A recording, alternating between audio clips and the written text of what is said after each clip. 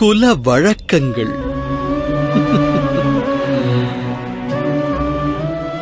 உண்மையில் வழக்கங்கள் மாம்பழத்தின் சுவைக்கு இணையானதே.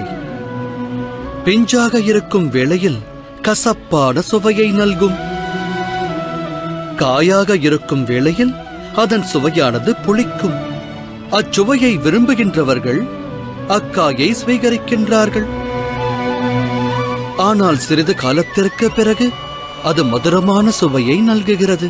அதை அனைவருமே விரும்புகின்றார்கள்.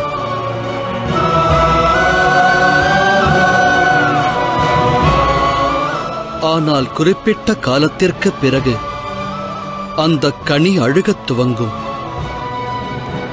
அதிலிருந்து துர்மணம் வீசும் கங்கை மைந்தரே, அதை உண்பவர்கள் நோய்வாய்ப்படுவார்கள்.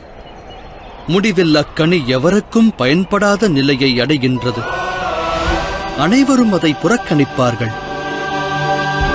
நான் வழக்கத்திற்கு விரோதமானவன் அல்ல கங்கை மைந்தரே.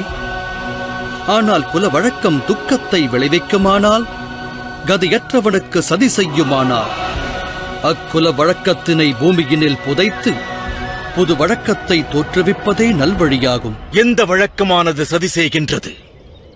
இதை நிச்சயிப்பது யார்? தாமா வாசுதேவரே,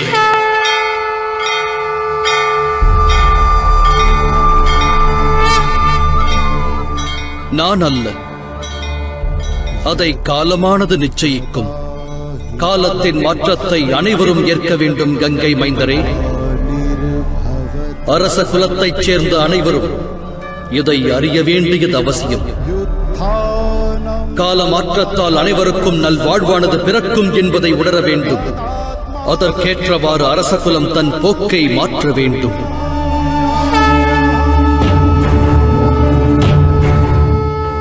பழமையான வழக்கங்கள் தகர்த்தெறியப்படும். அராஜக சாம்ராஜ்யங்கள் சரிவடையும்.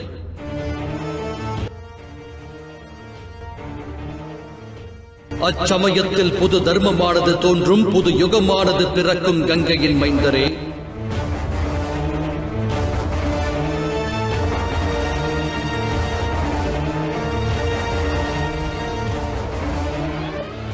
காலம் மாறும்போது யாருக்கு சாதகமாக வேண்டும் என்பதை நீங்கள் தீர்மானிக்க வேண்டும்.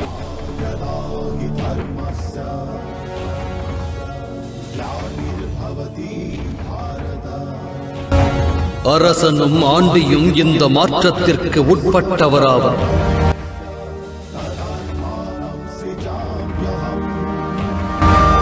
அதை ஏற்காமல் அதர்ம மார்க்கத்தில் செல்பவர்கள் அழிவை சந்திப்பார்கள். தர்ம மார்க்கத்தில் செல்பவர்கள் புதியதோர் யுகத்தினை ஸ்தாபிப்பார்கள். அது நிகழ்வது உறுதி.